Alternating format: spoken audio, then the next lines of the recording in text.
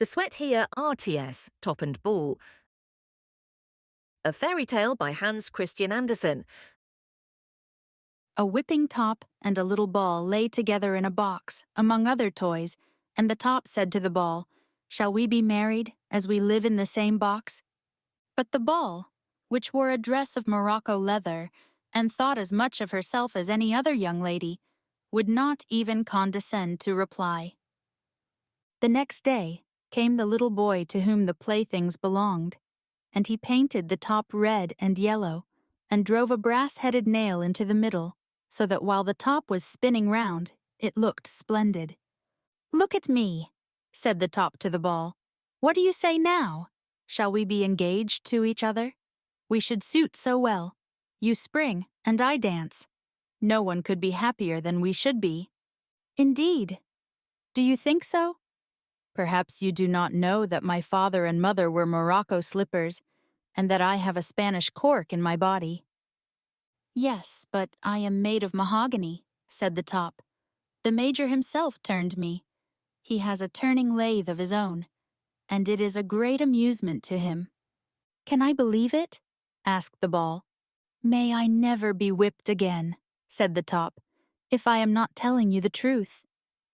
"You certainly know how to speak for yourself very well," said the ball, "but I cannot accept your proposal. I am almost engaged to a swallow.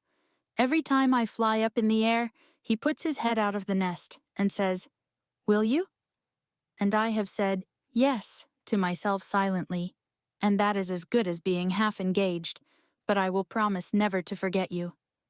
"Much good that will be to me," said the top, and they spoke to each other no more. Next day, the ball was taken out by the boy. The top saw it flying high in the air, like a bird, till it would go quite out of sight. Each time it came back, as it touched the earth, it gave a higher leap than before, either because it longed to fly upwards, or from having a Spanish cork in its body. But the 9th time it rose in the air, it remained away, and did not return. The boy searched everywhere for it, but he searched in vain, for it could not be found. It was gone. "I know very well where she is," sighed the top. "She is in the swallow's nest, and has married the swallow."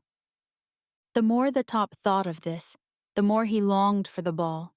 His love increased the more, just because he could not get her, and that she should have been won by another was the worst of all.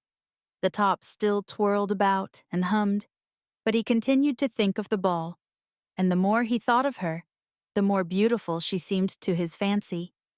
Thus several years passed by, and his love became quite old. The top also was no longer young, but there came a day when he looked handsomer than ever, for he was gilded all over. He was now a golden top, and whirled and danced about, till he hummed quite loud, and was something worth looking at. But one day he leaped too high, and then he also was gone. They searched everywhere, even in the cellar, but he was nowhere to be found. Where could he be? He had jumped into the dustbin, where all sorts of rubbish were lying, cabbage stalks, dust, and rain droppings that had fallen down from the gutter under the roof. "Now I am in a nice place," said he. "My gilding will soon be washed off here. Oh dear, what a set of rabble I have got amongst." And then he glanced at a curious round thing like an old apple, which lay near a long leafless cabbage stalk. It was, however, not an apple, but an old ball, which had lain for years in the gutter, and was soaked through with water. "Thank goodness, here comes one of my own class, with whom I can talk," said the ball, examining the gilded top. "I am made of Morocco," she said. "I was sewn together by a young lady, and I have a Spanish cork in my body, but no one would think it, to look at me now. I was once engaged to a swallow, but I fell in here from the gutter under the roof, and I have lain here more than 5 years, and have been thoroughly drenched. Believe me, it is a long time for a young maiden."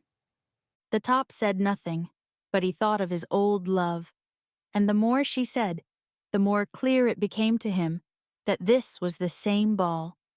The servant then came to clean out the dustbin. "Ah," she exclaimed, "here is a gilt top." So the top was brought again to notice and honor, but nothing more was heard of the little ball. He spoke not a word about his old love, for that soon died away.